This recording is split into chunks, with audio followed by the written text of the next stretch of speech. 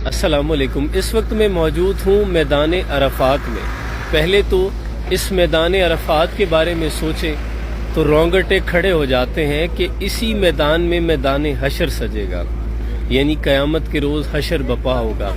और मेरे बिल्कुल पीछे ये जो आप साइन बोर्ड लगा हुआ है, इस पहाड़ को कहते हैं जबल रहमत, जहाँ हज़रत आदम अलैहिस्सलाम की अम्मा हवा से मुलाकात हुई तौबा कबूल हो जाने के बाद।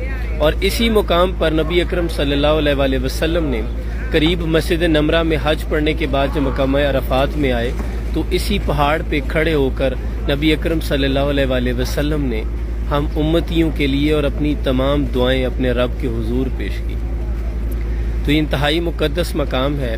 आज के रोज़ यहाँ जाने पर पाबंदी है, रास्ता बंद किया हुआ है उन्होंने आगे, इसलिए। लेकिन मैं बैक कैम से आपको जूम करके दिखा देता हूँ। बड़ी फजीलत है इस मकाम की।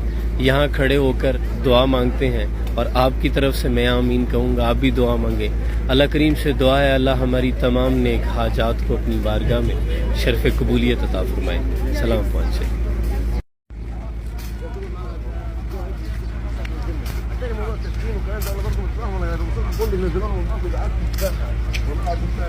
ये जबल रहमत है।